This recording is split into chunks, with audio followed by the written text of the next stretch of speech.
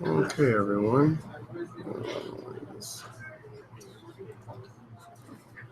All right. So the last time that we did this, it ended up being this was the best lighting, so that we can still see the screen. And let's see.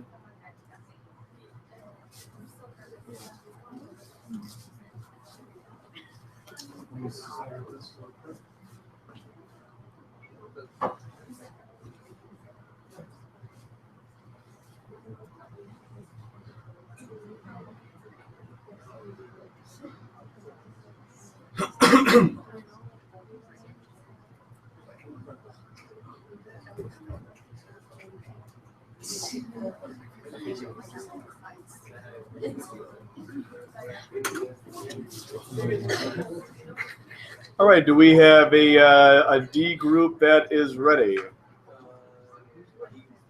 How many D groups are there? There's 2 of every letter. I see. Okay. Hey, Anthony, yours is the first one, right? Yeah, go get him, Tiger.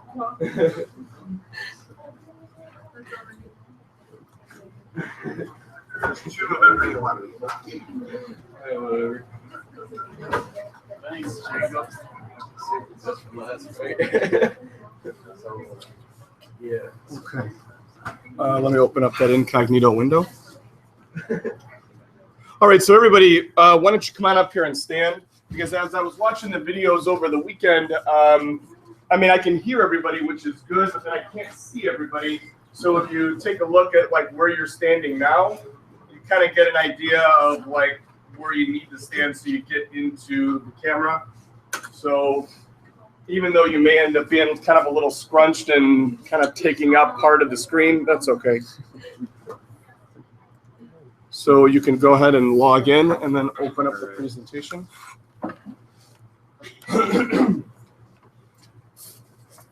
Computers, you can go ahead and close those up. We don't need those open during presentations. Make sure you're asking questions.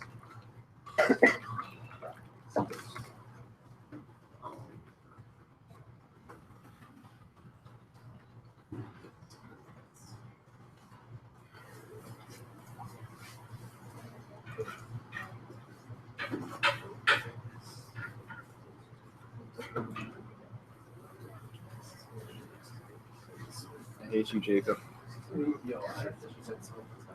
Have fun with that. All right. So we did our project. Our prompt was mainly on channelization, and we are Group D1 of Channel Team running water experiment presentation. Some general terms that we think you guys need to know. Most of you guys know them now, but channelization is the process of making a channel, and a water channel is a channel for directing the course of water. A channel, though, is usually made out of concrete to prevent things like sedimentary deposition and stuff like that. And it also prevents like natural features, physical features of a river forming, like meandering and what is it? Oxbow. The oxbow. Okay, so channelization advantages. It allows ships to travel easily since there are no sandbars, and channelization creates what is called a strait, which results in no point bars and cut banks. It also allows businesses and homes to be built along the banks of the river, just because now erosion is not happening, and natural river features can no longer develop due to the concrete that is used to create the channel. Some disadvantages are it unnaturally constrains the river, which forces floodwaters higher during heavy rain events. Channels are typically narrower than actual rivers, which allows for less water and to flow through, and it increases the flooding there's increases in flooding due to global warming because there's more moisture in the atmosphere, and the frequency projections are off by a factor of 10, which means large flood events that only happen every 100 of years are now happening every 10. And one of our real life scenarios or relations is the Three Gorges Dam. In order to avoid flooding in various parts of China, Three Gorges Dam was established. The main things were it cost $25 billion and it built in an earthquake zone. But the main issue was it rose water level, which relates to our issue with channelization, because when you channelize, it constrains the water and it does raise the water, which would raise the overall water and cause issues for whichever town or settlement is near that in case of flooding issues. Okay, so our claim is channelization of a river causes more flooding and issues than good for surrounding communities. So our question was, are we going to prove or disprove it? We decided that we were going to prove our claim, and we decided to do this by showing the effects of channelization on a city that is near the ocean. And then one of our application to the solution of normal flooding was, of course, channelization. I will take the time to explain the video. What we did here was we took away all the sediment in the actual channel, so that there was no downhill sediment or build up, because that's usually what channels usually do. And then there's the concrete walls, the best we could possibly display them, which should basically provide the way the water can go for it downhill. And none of the when it does flood though, it would of course go over, which we explore in the next one. We tried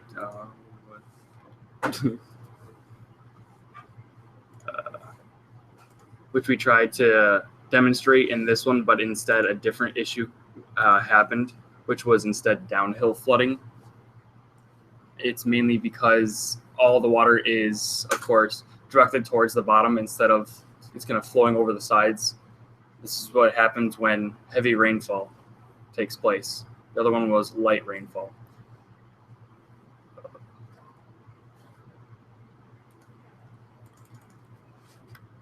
doesn't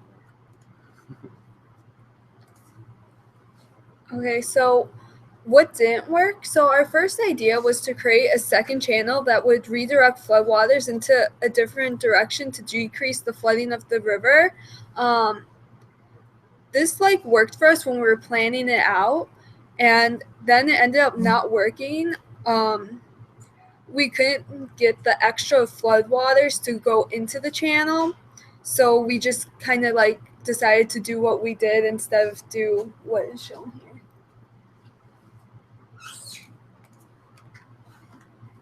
So, possible solutions. We could make a water reservoir just to prevent the flooding and create man-made levees to guide the water. Planting trees actually does help because it slows down rainwater and it also absorbs water. Planting trees prevents erosion too. The roots of the soil, the roots of the trees actually hold the soil together, and they actually make space too, so water can get in, and then that's how it absorbs water. Digging channels deeper, to make it the channels could hold more water and higher banks, so the water can still rise up, but not to a point where it floods. Okay, so what if we had more time? We would try to make a reservoir for floodwaters. To do that, we would raise the overall elevation of the whole stream table and dig out the plastic, creating a hole where it would drain into a container. Or we could create a second channel that would actually work. To do that, we would, instead of creating a channel off the rest of the river at the top of the stream table, we would place it more downstream so that the water would have a chance to actually flow into it. Human influence. It eliminates erosion, so people can live and create industries around the channel. It also allows boats and ships to navigate because they travel through water, so they can easily navigate through land. It allows industries and relies on transportations because of the waterways. Things to remember for channelization would be prevents the natural characteristics of the river from forming. It causes downriver flooding, and in cases it would also flow over the edges if there was enough water, but usually not the case. And it also creates two floodplains, of course, on both sides of the channel. Are there any questions? That's it.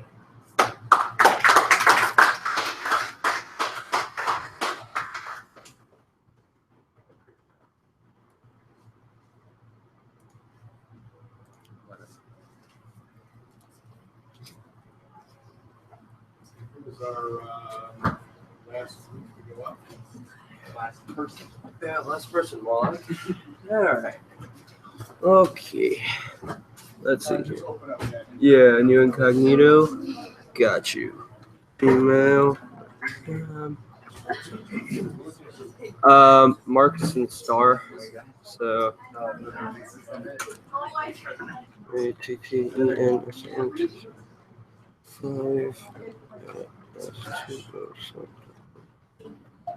Okay.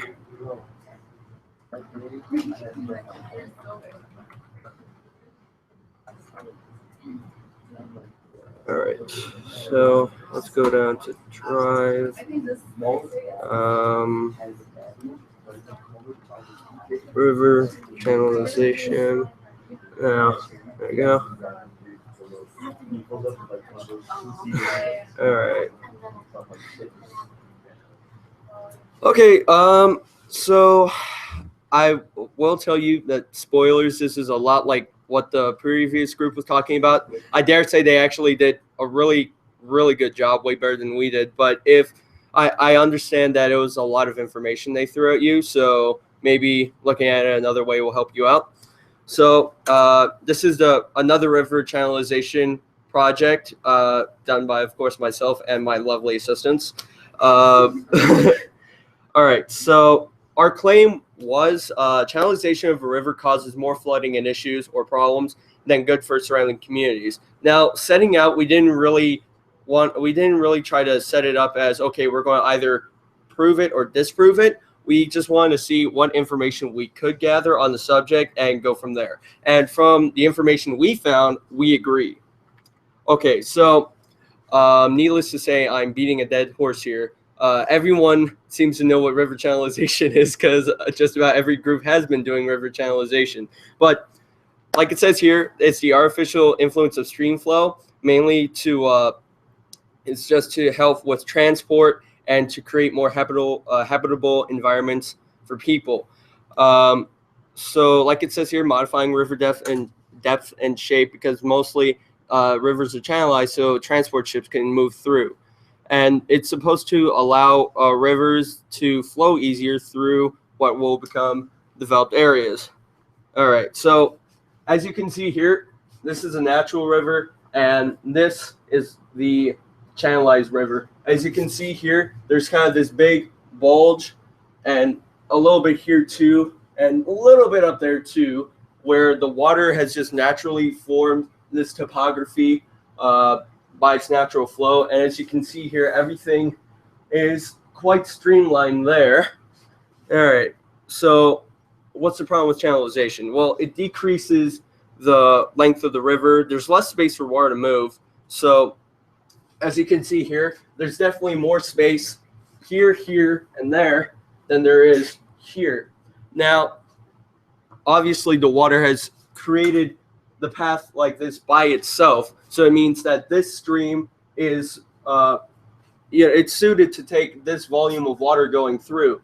When you decrease the size of the river and the length that it takes, or the length that it has, then that causes more flooding because the river isn't suited to take that much water. All right, so floodplains are destroyed normally through human development. As you can see here, it seems a little bit less developed here, but certainly there's more human activity on this picture than there is here. All right, so, and also it's difficult to repair any river channelization that has occurred. And first of all, it's difficult to channelize a river in the first place. All right, so how does this relate to the Three Gorges Dam? So throughout the course of the project, first of all, this is where the Yangtze would normally be, but you have to understand that obviously they can't work in a flooded area, so they need to be able to divert water away from the main work site. So what they actually did is that they built an alternate river to take all the flow through. Now the problem is that pushed a lot of people out of their homes. That cost a lot of money to build a secondary river to supplant this main project here, and it caused a lot of flooding in the Three Gorges, as was mentioned earlier. Okay, what's next? So how does this? Oh, hey, great timing, buddy. Come on in. So how does this relate to our article on the Mississippi River? Well, as was mentioned earlier, it does help out more with economics and all that, but there was an awful lot more flooding on the Mississippi, and I'm going to leave everything here to my good friend Marcus here. What's up? So We're at the Mississippi right now. Go from here, bud.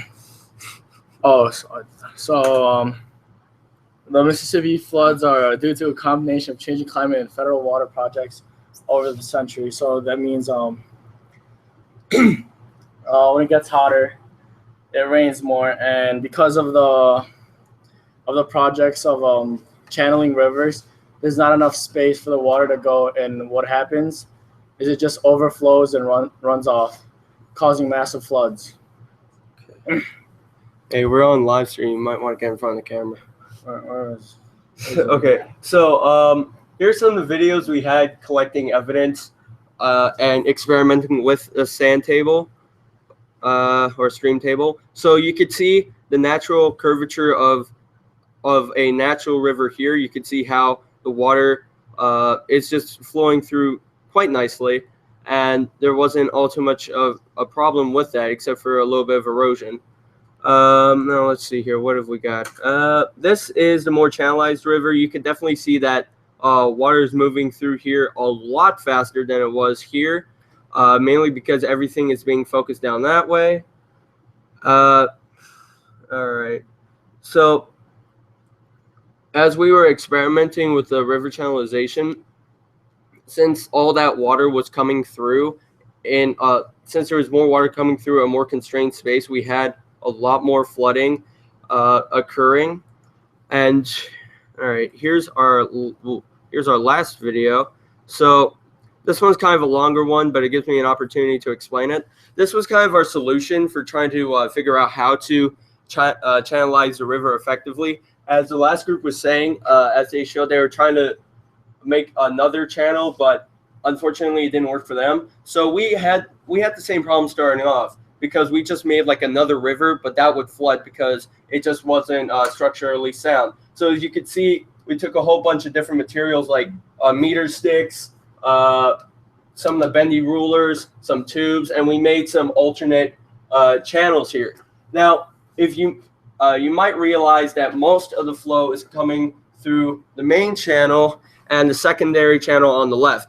Well, what you do have to realize is that these secondary channels here, or the secondary and tertiary channels, are only measures just in case this overflows. So that this doesn't mean that either one or both of these would be used at all, but it would only these would only come into use during periods of high rainfall, flooding, and all that.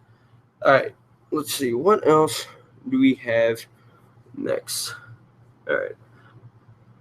Yeah, okay, not much else. Just going to wrap it up now. So, like I said before, essentially being a dead horse, river channelization is artificial. It's just an artificial influence of a river to suit human needs for transport and urbanization and development. But the problems with that is it destroys the natural environment and forces more water through a smaller space, which causes more flooding. Actually, a point I forgot to get to is that one of the major reasons that there's more flooding, besides the fact that more water is being forced through, is that due to human development, the floodplains that would normally soak up and deal with the extra water that would flood over is being destroyed due to the fact that people are settling down and building cities, building towns and all that. All right, so what else do we have? So if there's anything that I really want you to leave this class with today is just to understand that although there are benefits to river channelization, that you must understand that there are also a lot of drawbacks that come with it, mainly flooding and possible destruction of human settlements due to flooding, since the river can't take the stream flow anymore. Are there any questions, comments? All right. No? Well, thank you for giving me your time, and that is it for us. What's that, Mr. Z? All right. All right, great presentation. And then a couple of things, or at least some notes that I'd like to just go over with you while we're just going to end here. I just want to go back to your one picture because I liked how that. All right, I just want to show this picture really quickly and just really tie in all the projects together. One is that most of the groups ended up going to channelization to fix and resolve problems and issues because it's the easiest to kind of figure out, whether it was deposition in the delta or it was the river changing course in the delta, I meant to say, or let's say it was the development of sandbars that were inside of in a stream that's not allowing barges to go through. Channelization fixes all those problems, just like Jacob said. You basically take the river, you control where it's going to be, where the water is going to go. You can control the speed of the water by adding in levees into those channels. And if you increase the speed of the water, you're not going to get the development of sandbars as you would in a natural forming river. And this picture is really, really good. I like it because of the comparison between what it was and what it is now. If you take a look, there is still development around this river, even however many years in the past this picture was taken. But you can see now that there's additional development. All of this over here is now there where it wasn't before in the past. Keep in mind that if the river just runs its natural course like it's in here, it's not going to stay that way forever. It's going to change, right? You are going to get that erosion and deposition at the cut bank, at the point bar. That's never going to stop. Well, if we don't stop it, then those homes or businesses or industries or whatever it might be are going to be in jeopardy of losing it because the river is going to be there. Channelization, what that does is that it stops that process from happening. It keeps everything at bay, right? You don't get those erosional and depositional features that you would have in the river's natural state. Right? Now, what's the downfall of that? And like Jacob said, one, these areas adjacent to the river are referred to as the floodplain, right? When the river does flood, and it's going to, you're never going to stop it. But when it does flood, right, that's where the water is going to go. Well, you can control it a little bit with the channelization, right? And maybe you're not going to have a flood every year, every 10 years, but once every 50 years or 100 years, like it's going to happen. And when it does, it's going to be too much water for the channel to be able to handle, and then it's going to go back to the floodplain and basically wash out everything that is in and around there. The problem is that a lot can happen in those 50 years or 100 years, right? The population, doubles in that time, and people need to be near water. It's usually where people want to go. And because there's industry, there's business, there's all that kind of stuff surrounding waterways. So in a 50-year period, you could get all kinds of homes and businesses and industries there and not really knowing the risk of being in that floodplain. And that's kind of the real issue. So that's the problem with channelization. Just like Jacob said, you decrease the length of the river, you usually decrease the width of the river, it gives people a false sense that this area around here is safe when it's not. And that's what it ultimately ends up doing. So, so good job on all of the presentations from what I saw, and I'll be going back and looking at those videos, and then I will be giving grades probably by the end of the week for all of the presentations that were given. The next thing that I want to do is do the reflection sheet. I'm going to talk about that after I pass this out. And let me go ahead and